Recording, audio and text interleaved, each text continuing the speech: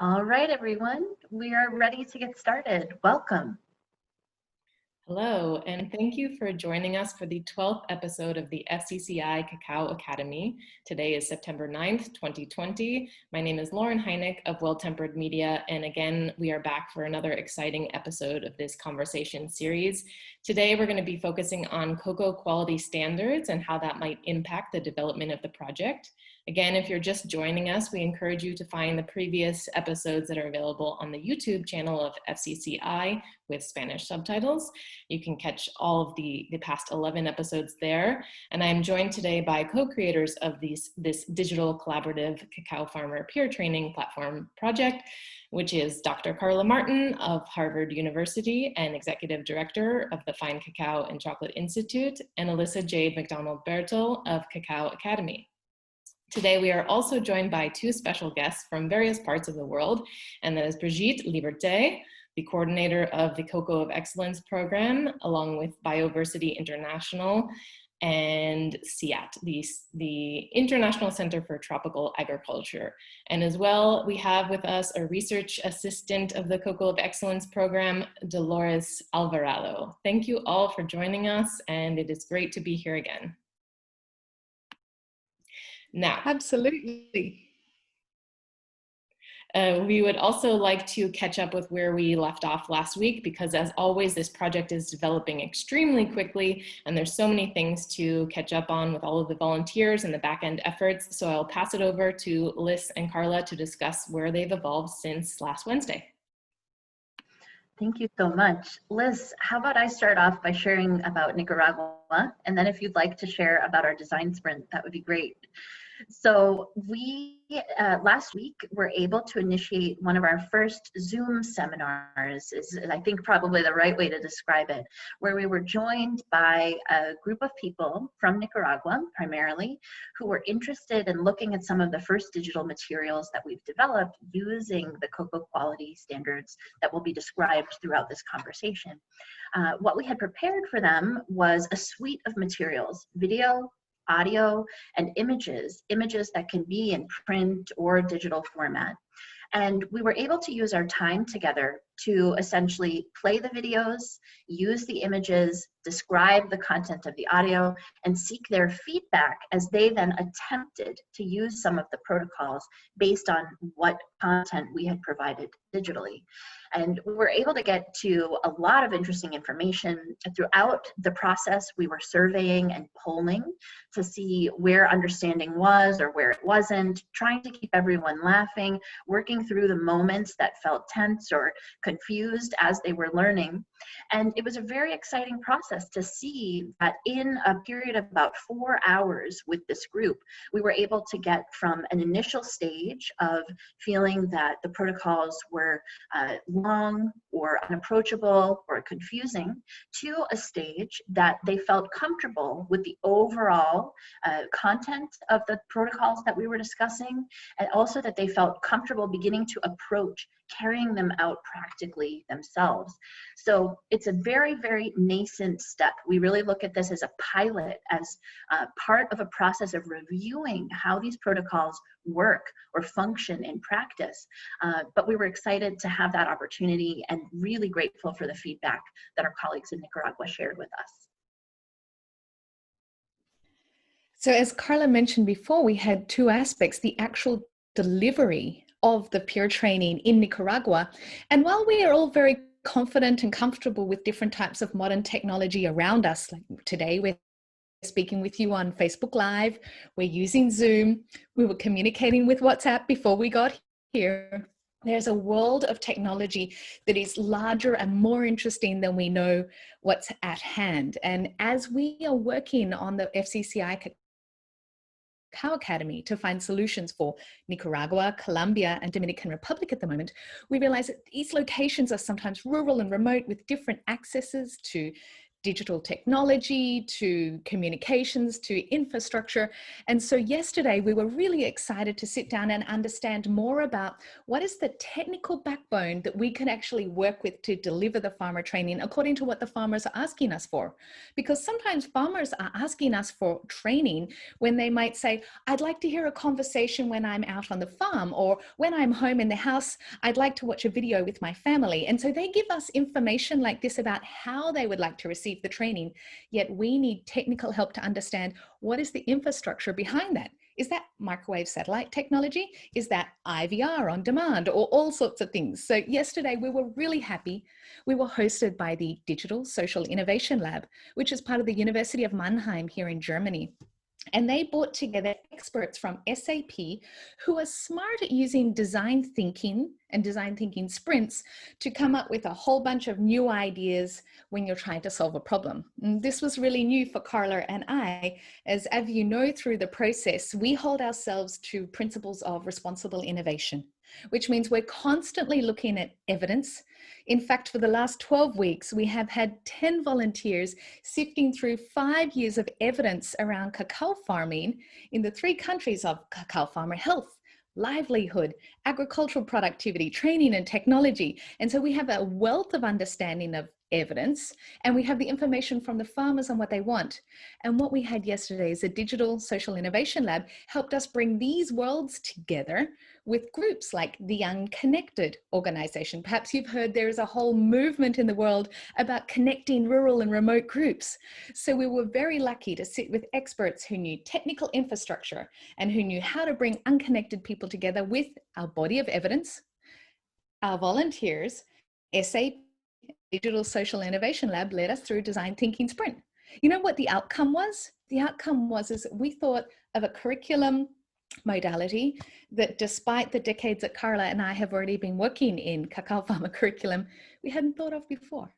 And so it was just really wonderful. Through bringing together technology and through bringing alternative thinking ideas, we can still sit on a solid base of evidence, yet still bring genuinely innovative ideas forward that the market has been using to create social enterprises or that startups are using. So it was really fun, and we're really delighted to share it with you. You'll see the first results in about 2 weeks, and we look forward to sharing it with you. Thank you both for getting us up to speed and for those comments on what's been going on. I will turn it over to our guests now, and we'll continue in this space of clarification, because as I stumbled over in the intro, there's a lot of acronyms and there's a lot of names involved behind the organizations where both Dolores and Brigitte work. So in that, could you please help us understand a little bit what is behind the Cocoa of Excellence program and Bioversity International CIAT?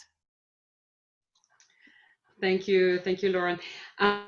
Okay, so to explain a little bit, Bioversity International is one of the 15 centers of the Consortium on International Agricultural Research Centers, which is the acronym CGIAR that we're not allowed to use anymore per se, but stands for, Global Consortium on Agricultural Research.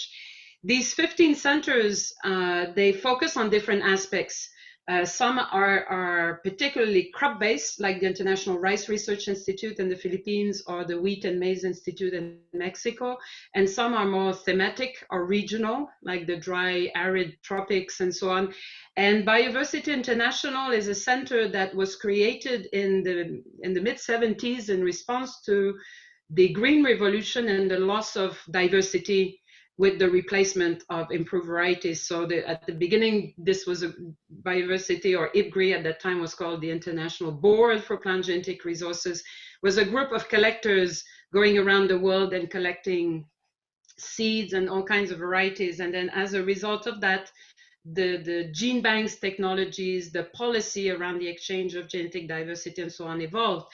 And now, of course, like any organization, now we expanded to talk about agrobiodiversity in ecosystem, in landscape, for nutrition, because we've moved on from increasing yields. We need to increase nutrition value. And so this is very much at the heart of our mandate. And within these 15 centers, some of them are looking at alliances to also for greater impact. And ourselves, together with CIAT, who was headquartered in Colombia, in La Palmira, we formed an alliance in our joint mandates of looking at challenges of poverty, malnutrition, climate, resilience, and so on, and livelihood, and then therefore our research for development organization. So that's the part of the acronym CGIAR, Bioversity, CIAT, and so on. Now, cacao is one of the priority crops of the two, and is stronger with the alliance because, for example, CIAT was very strong in coffee, and coffee and cocoa now have become, as you know, there's many similarities, there's also a lot of differences, but there's some similarities that makes it a very interesting and strengthened research group. And we coordinate a number of cacao-related projects, and one is the Cocoa of Excellence program, which was created by Bioversity International 10 years ago with partners such as the International Cocoa Organization, with Salon du Chocolat, with CIRAD, and with industry partners such as Guitad and Barry Callebaut. And this program now is transitioning into a phase of moving on from being a pilot tested for the first 3 years now to be quite well established in a number of producing countries. And we'll have a chance to talk about this, I think, during our conversation. And then related to this, there is an initiative to develop international standards on the assessment of cocoa quality and flavor, which is a terrible acronym, and the acronym probably will not live, as I'm sure Carla and Dolores would agree. But for the moment, we refer to them as the international standards, I think, in this conversation. And this is a working group that is made up of representatives of the value chain as well as research and development organization. Again, we will have a chance to say a bit more about that in our conversation. Thank you. Do you want to stay there a little bit longer and talk about maybe some of the goals within the project and the standards and what that might mean for cacao farming communities, and also maybe both of your roles there in the program? Yeah, sure. And then I'll pass on some of these also to Dolores, and invite, of course, Carla, who's a key member of the working group, to also provide her view on this. So this working group was created already 5 years ago, and in a kind of a group realization during a forum in El Salvador organized by the World Cocoa Foundation, where we were about 75 people, maybe a little bit more than that, if I can't remember, maybe even 250, of mainly from the Latin America, Caribbeans, and so on, but also international industry and research and representative of cocoa farmers. And we had invited a lot of people from the coffee sector to that particular discussion. And of course, the presentations on the coffee world put quite a lot of emphasis on the positive impact of describing and developing standards in coffee they've been developed 30 years ago, and the benefits are being realized now. So this is a development that's very important. And a question asked, is something like this existing for cocoa, being met with crowd silence? Because there's a multitude of tools. It's not that there is none of them, but they all have different ways of describing, different measurements, and therefore resulting in a lot of confusion as opposed to clarification. But what is interesting is each of these initiatives aim to do the same thing, which is try to provide a language and try to define something and try to offer a solution in that confusion. So the next morning, the Cocoa of Excellence program, we had organized a breakfast meeting to discuss national competitions, because as countries who participate in the Cocoa of Excellence program, the first year they send samples. Then the second year, they realized that they can't just send samples, because then different producers come to them and say, why these samples? Why not me?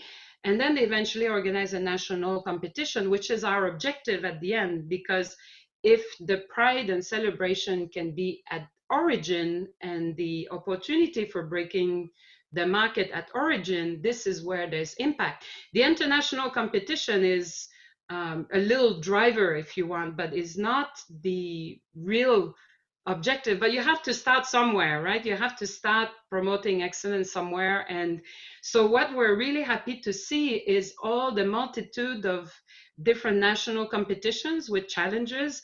And what they are missing is the how-to. How do we select? How do we assess?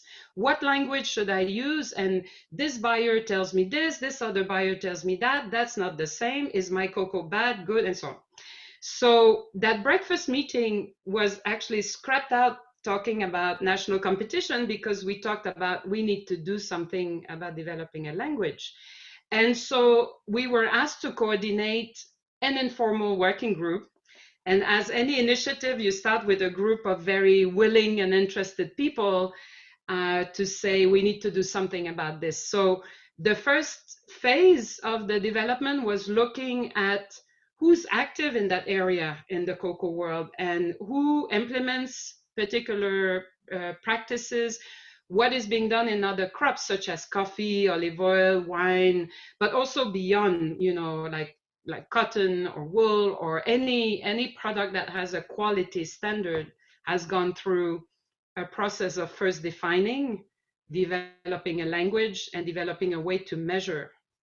And so the first phase was very interesting, because then we got to know initiative, and the FCCI, of course, was there at the time quite prominently as one of the initiative, and we invited all of the initiatives that were willing to share their practices and contribute what they had developed to the common, to the collective, to join the working group. And we tried to also balance it with a number of different stakeholders missing, filling in the diversity and balance gaps. And so we went with a lot of, you know, moving a multi-stakeholder collaboration of this kind is like sometimes, you know, sometimes many people describe the cocoa world as a basket of cats. You have 5 cats, then you have a 6th one, and 4 jump out. And so it's trying to keep always a number of cats in the basket and trying to get them feel a bit comfortable with each other. But there seems to be a point where all the cats are uncomfortable and want to jump off. So these points happen along the way. And, you know, one very important moment was a meeting that we had in Nicaragua in September 2017, where we invited, there was about 75 people coming, of course, from a lot from Central America, but of course, Carla and the team was there, and others came from the industry, from also different parts of the world. And this is where we tested the initial approach. And this is where you realize that you need to have something for people to grab on and say, this is not the right thing. This is not what we want. We need something that's more like this. And the first proposal that we put on the table had that purpose. It was a very well thought content, and I think was also with very good intention, wanting to show what everybody had done, but had been perceived a little bit as a one, you know, a bit of a top-down approach. So that 3-day or maybe even 4-day, I can't remember, that's when Dolores actually joined the team, was very, very key in the process, because we backtrack and we thought, okay, and we really as a group then, you put some tensions on the table, but we put it out there to say, okay, what should it look like? And so the approach changed quite significantly from then to moving on to, we can't read a big book full of a vague description. We need to be very specific as to what procedure we need to do. So we went from an approach of fairly general to extremely precise, for good or bad, and that's what will be very interesting to hear from the Nicaragua experience, because this is extremely valuable feedback. And the reason why the approach now is very detailed and may look very dry, is that first of all, we paid no attention to layout because we don't have that luxury at the moment. We need to focus on content and make sure we get the content right. So it will be fun to decline them in attractive material. But for the first step was to say, are these the purpose? Are these the step? Are these the equipment? And is it scientifically solid? And why do we need 30 beans and why not 50? And look at the evidence of published research. Why? And sometimes, you know what? There's no evidence. And we have to propose something, as long as we don't say that it's scientifically based, as long as we say that it's based on practices, then we make it clear also to the users. And the things that are scientifically based, we can put the evidence of the, so we build these protocols and we make this quite a strong principle on what has been currently developed and build on those. So sometimes they need, as what you're doing with the protocols, we did that also with some existing standards like ISO, for example, or the European guide.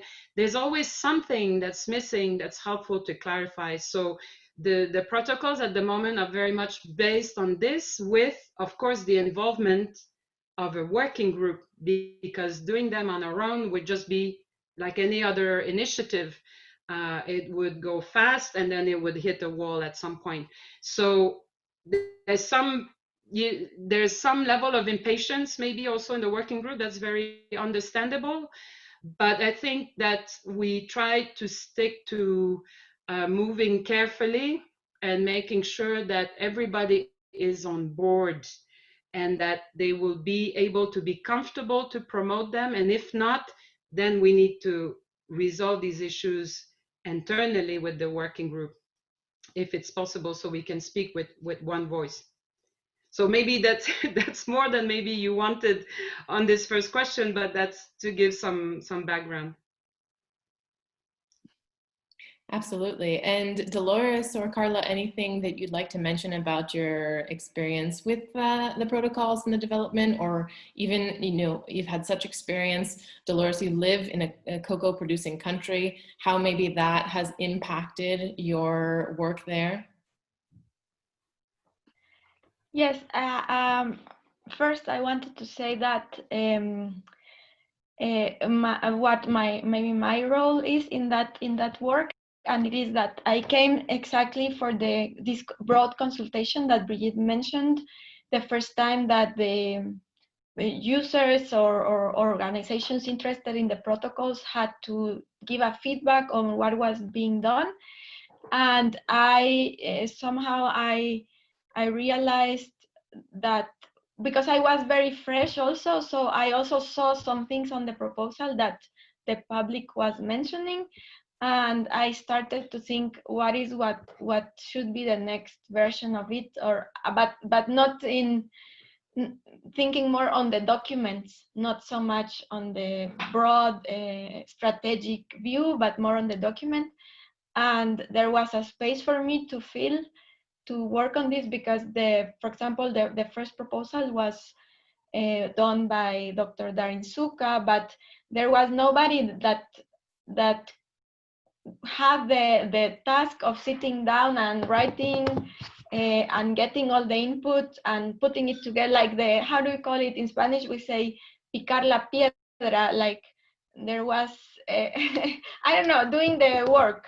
So I did that, and it was a nice way to also to get to know the protocols. And meanwhile, I was understanding everything what Brigitte just explained, because I came right into it and I didn't have that background.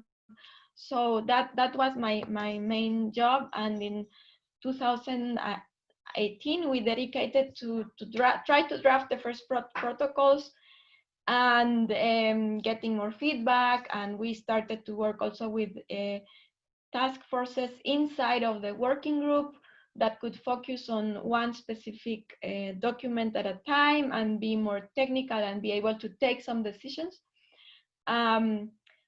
Something important that I realized from that meeting was that it was decided that the protocol should not focus just on the evaluation of one product, but on different products from cocoa beans.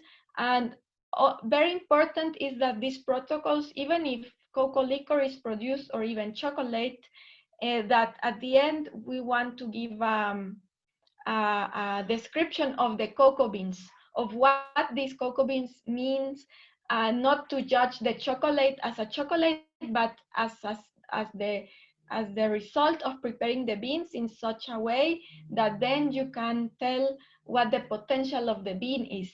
And that was very important to clarify by then, but it was also important to say that if a user prefers to just evaluate the raw beans, then that's fine, but let's do it in the same way. Or if you think that you prefer, yes, for any technical reason or the approach that you have to assess liquor, then that's fine, but let's do it in the same way and try to unify the language of the description of the flavor, etc. So that was also a key issue there in that meeting, that it was not a discussion of which is the best one or the right one, but if you do it, then let's do it in the same way.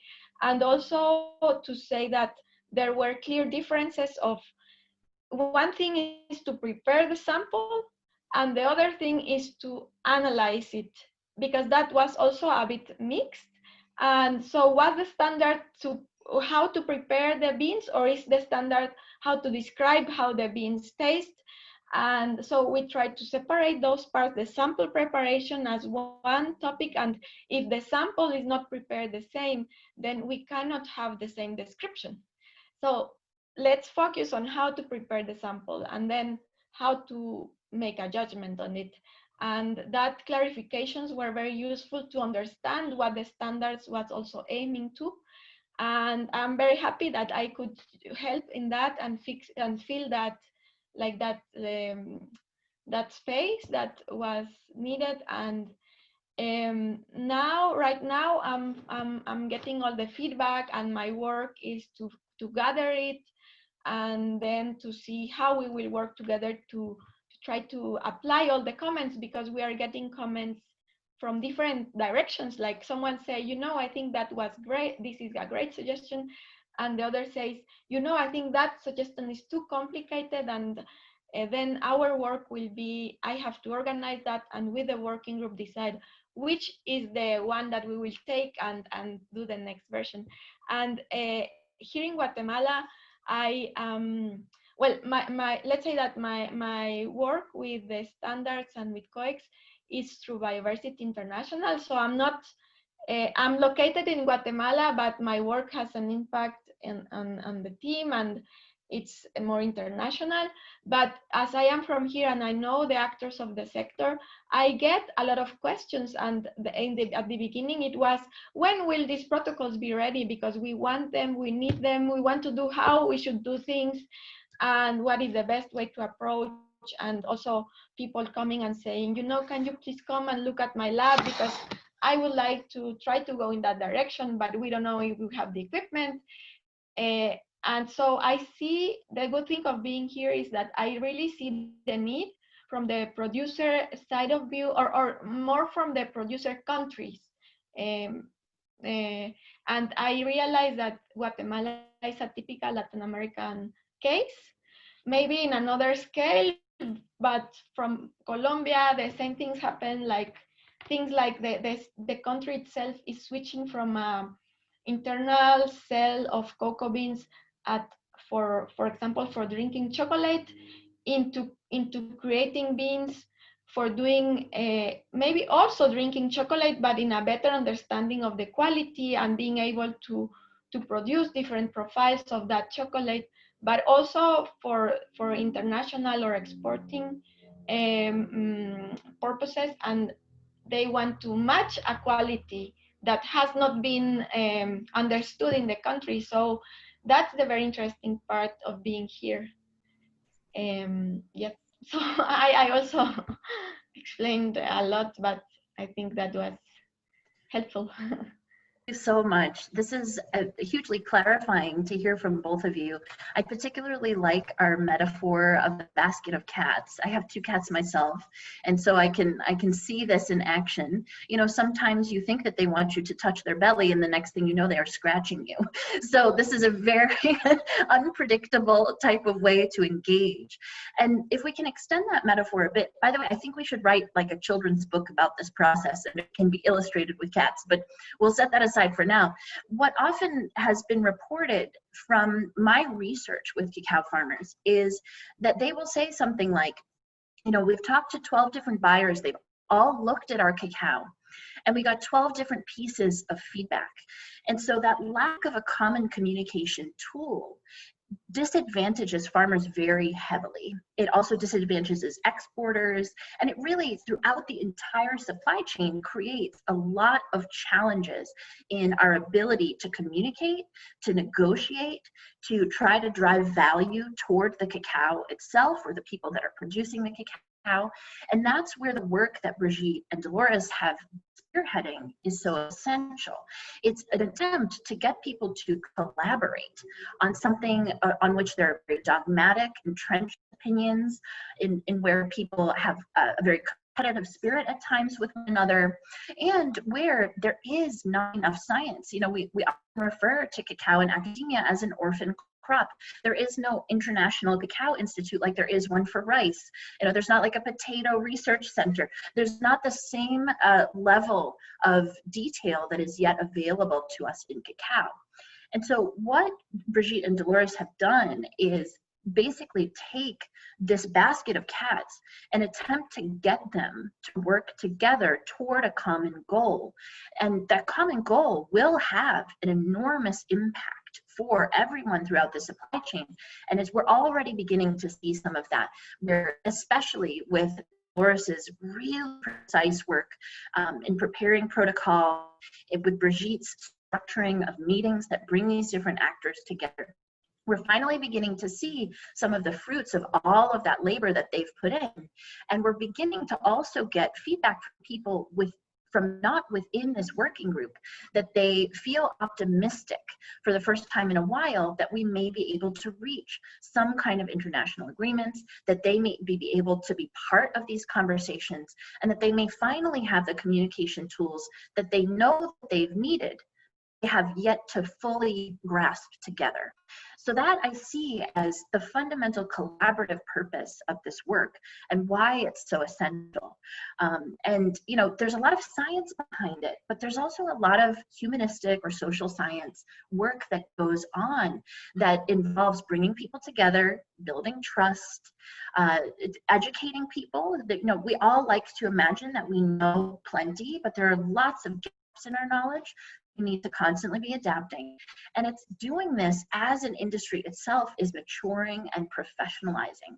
You know, I even think about my understanding of the industry 5 years ago and versus where it is today. A lot of the time, you can't really understand a situation until you have had the experience of working through it, and doing collaboratively is often a more successful way. It's certainly much more in the best interest of cacao producers, who are so often part of our conversations, hypothetically, but not actively included. And so that's where I see a real value in all of this, is by insisting on this collaboration, by insisting on this international agreement, we will be able to reach a better communication tool of quality and flavor related to cocoa. And this has already been done in many other crops. And so it's essential that we move toward it for cocoa as well. So thank you both for sharing that. Thank you, Carla. There's a couple of things that both Dolores and you mentioned that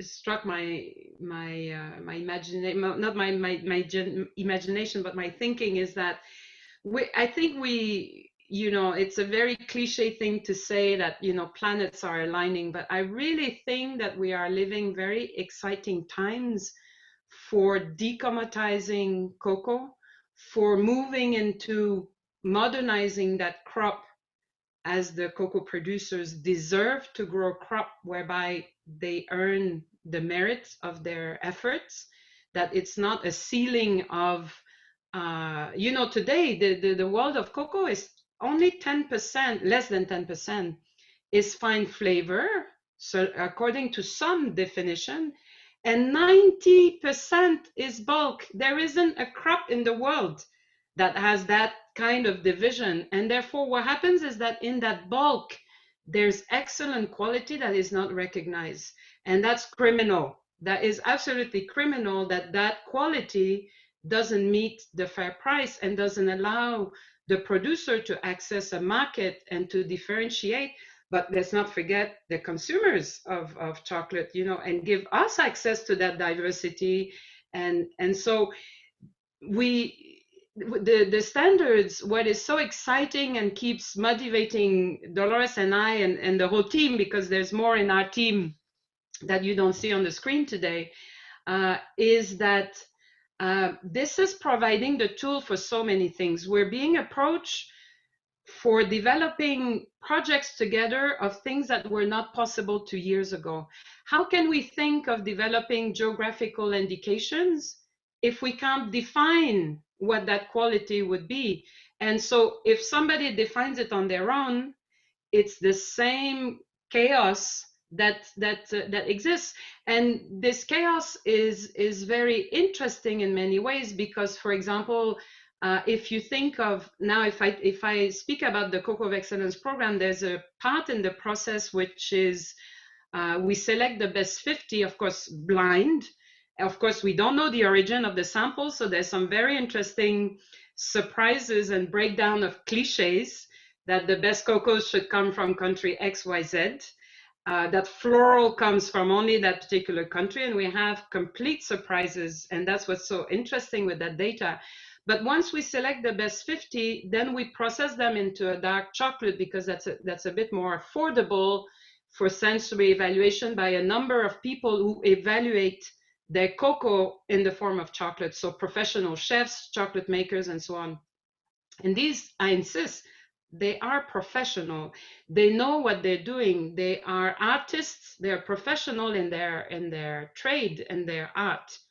But the result that we get, and they evaluate all these blindly, they don't know, they get a sample with 3-digit code.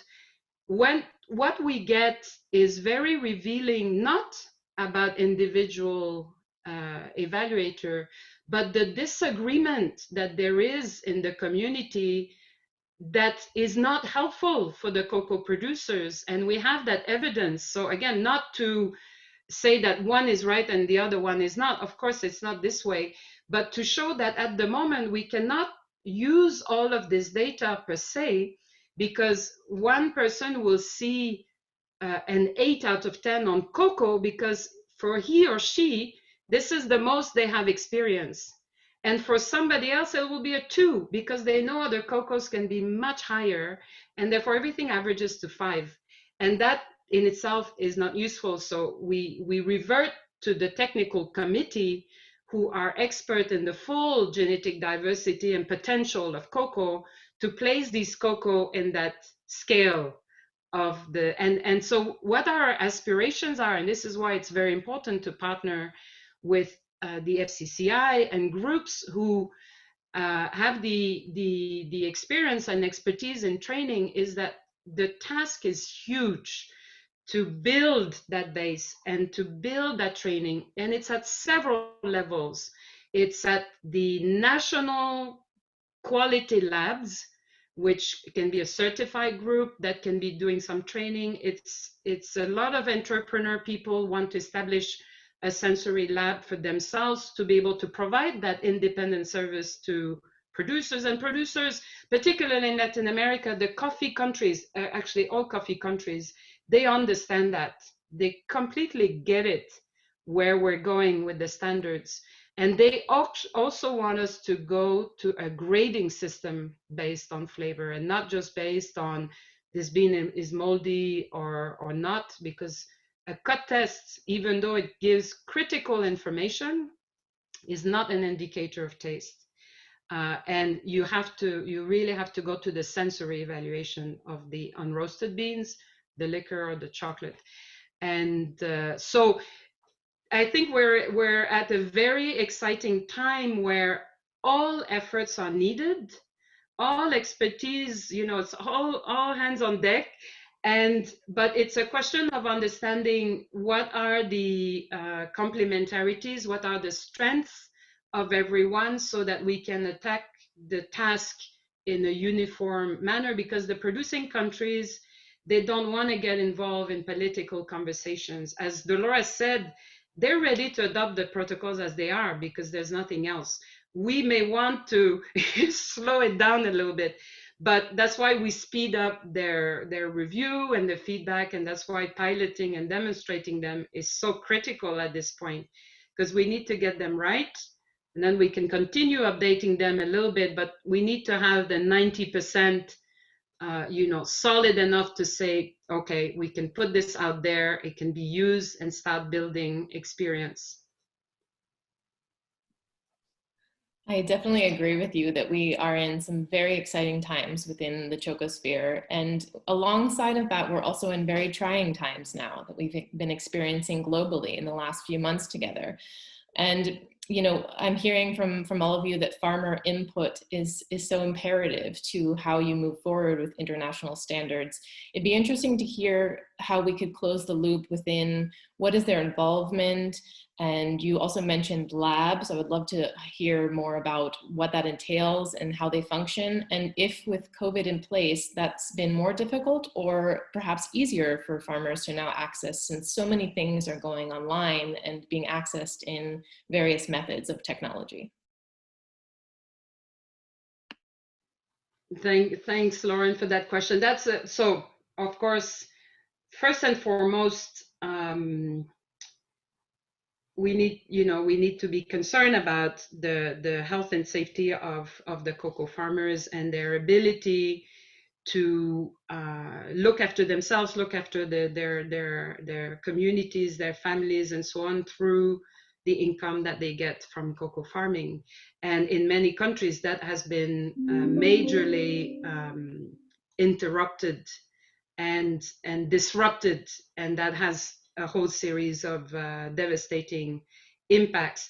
Not to mention that when they are able to carry out the production, they may not be able to export because of flights or transport. So the receiving end is the same. The chocolate makers are suffering very badly and have a lot of imagination to find solutions around. And what I particularly was inspired, at least from a very personal level, what COVID for me revealed is that this is science fiction, what we're living.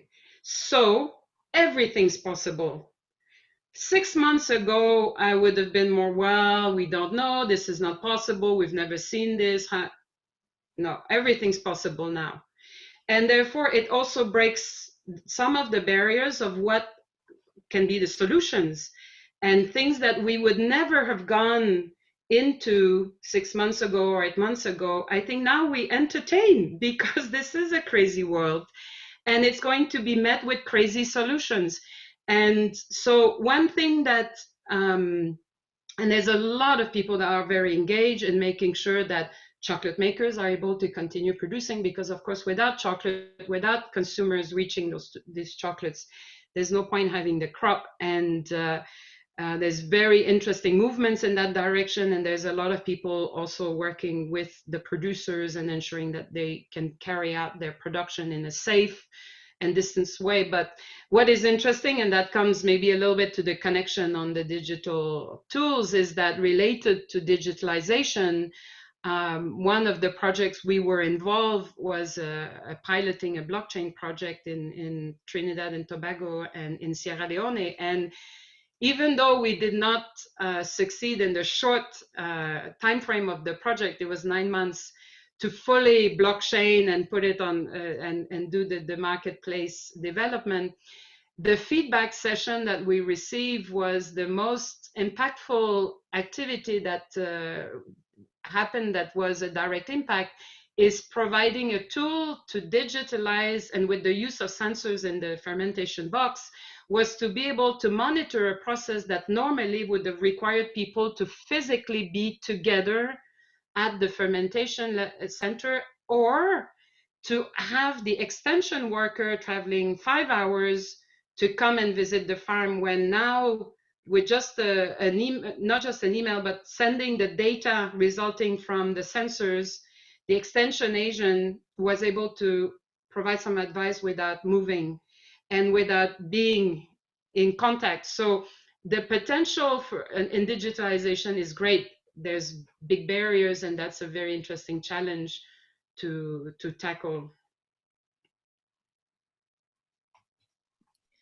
Thank you so much for sharing some of those details with us.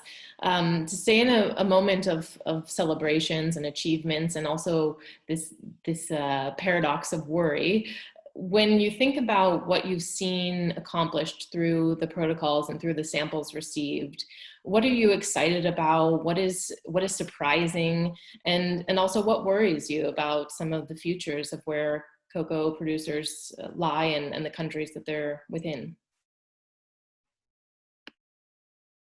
Yeah, that's a very interesting question, because, so for example, let's say at the Cocoa of Excellence level, what we've seen, it's very clear, and the members of the technical committee who do the evaluation of all these 300 samples from 55 countries, and to be a sensory evaluation expert, you have to have a very good memory. You remember what you tasted 5 years ago, even if it's 2,000 samples ago.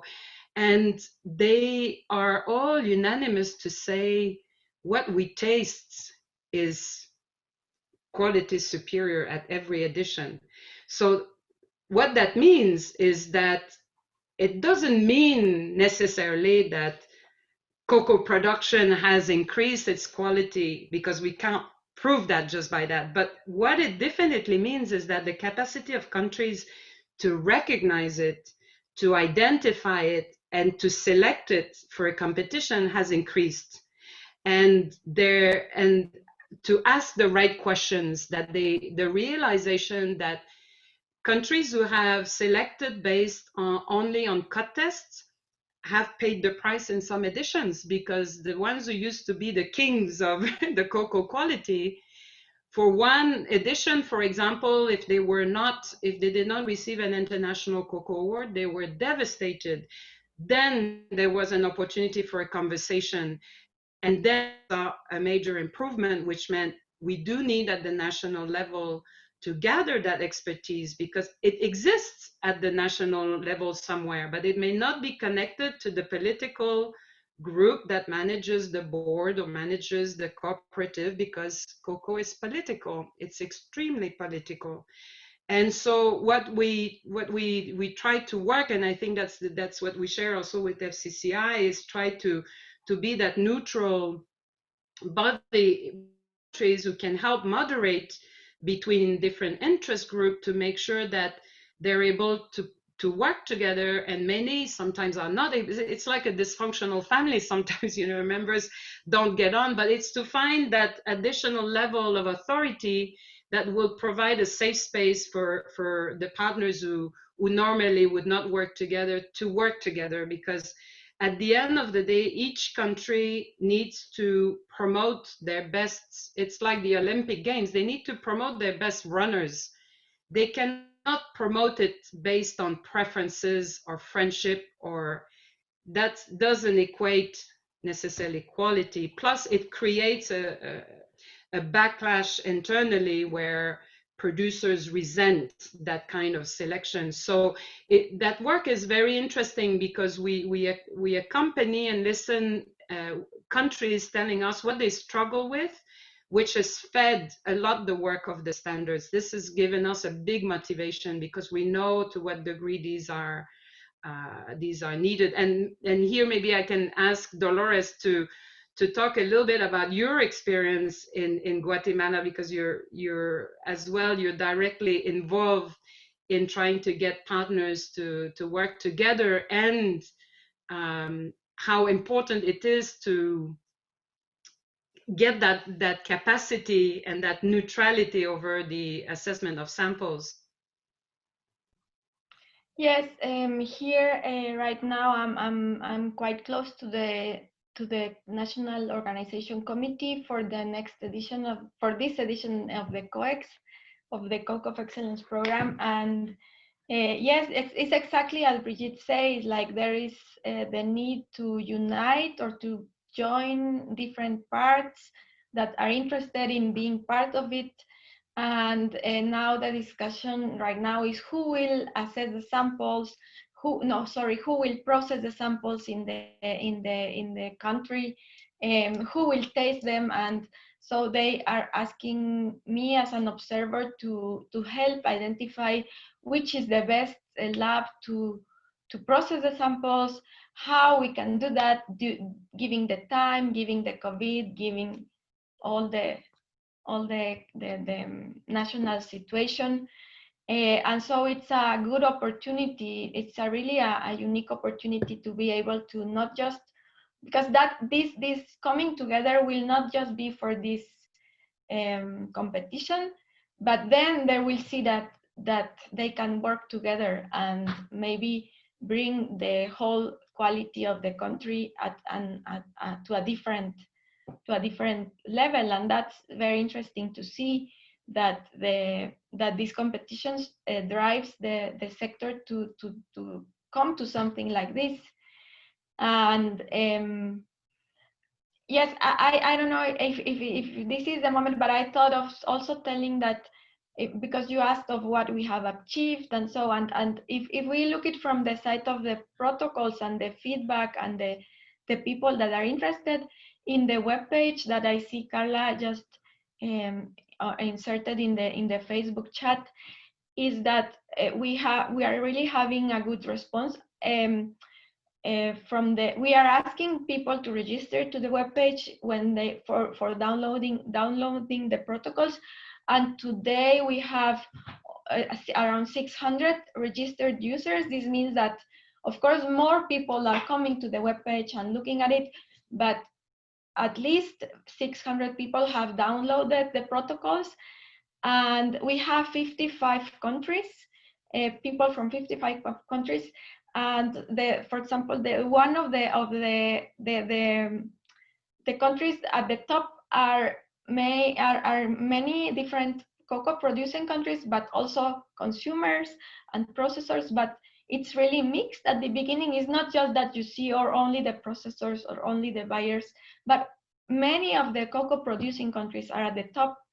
And also the type of organizations, we see producers, we see processors, we see many research institutes, we see national bodies, we see standard organizations downloading the protocol. So we are very happy to see that happen.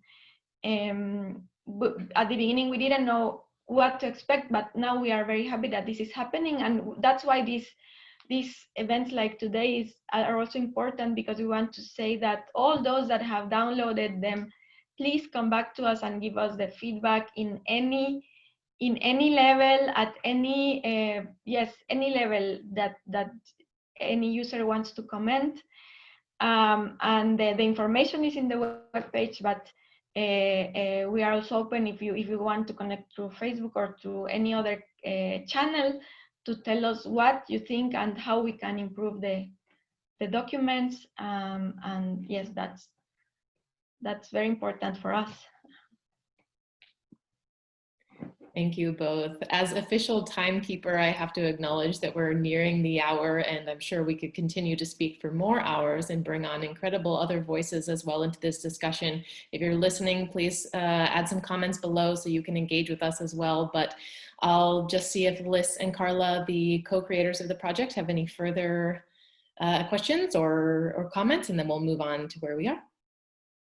If anything, a thank you very much, because what you have done, as you've already said, is through a common language and through a clear distinction of what equality is, you have created a level playing field in cacao, which, as a third generation farmer, I hear my father and my grandfather in the back of me here saying, thank you. Because it is that hard point when you're at the point of trade, you're at the point of negotiation, and you've put weeks into harvesting and drying, years into growing. And sometimes it's that last point. It's the 5 minutes discussion during a trade. And when a farmer, I think of my father standing there with his product in his hand, his beans in his hand, doing his very best to explain what these years, what these sacrifices, what these savings and loans and time and inputs all meant.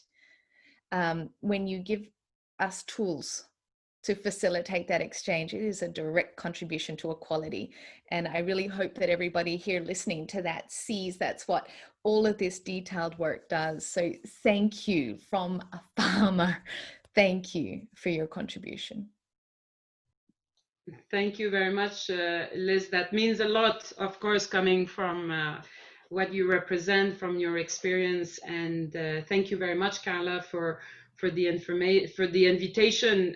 These opportunities, as Dolores says, are precious and are very valuable, and we're very grateful that you were able to use the technology and the opportunity to talk about this work. And Lauren, thank you for guiding the conversation and asking such interesting questions that facilitate and drew us out in the conversation. My pleasure. We won't let you go just yet, because we do want to know if you had a message that you would put on a billboard for all to see. What is it that you would like it to say? Dolores, how about you? Well, we have something to say, and that is that cocoa has value, and that would be what we would like to put in a billboard, because that's what expresses the end purpose of this work that we are doing. Brigitte, I don't know if you have an addition to that. You are muted. Thank you, Dolores. This is a great quote that I will never forget from Clark Guittard of Guittard Chocolate on the stage in Paris with a crowd of people from the value chain, from producers to chocolate makers and industry, and just made that single statement: cocoa has value. From a buyer, from a chocolate maker, it's extremely powerful. And something else that I would like to see on a billboard is that producers are not at the beginning, not at the end, but are central, and that the value chain is not a linear, but a circle, and that we connect the producers with the consumers, and that everybody else along the way helps that process. And nobody is the individual star in the process, but that we recognize that without these cocos, there would not be any chocolate. And I would like to also see that the industry gets better and better at telling the story of cocoa behind their craft as well. And finally, you had mentioned that people should be directed to download and offer feedback on the international standards, but if there's something else that they can do, or us here, to implement and impact your work, please let us know what it is that would offer the best help for you. Thank you. Yes, I think what you've done today and what you continue doing by developing material about it and inviting feedback is what is most useful at this point. The more we will be able to speed up that process, the faster we will get to a product that is acceptable, can be implementable, and then the job really starts getting amplified with training and so on. Thank you again for your time and participation, and for all the work that I know you're doing at your home offices. It's been a pleasure today. Thank you all so much. Thank you very much. Thank you. Thank you all.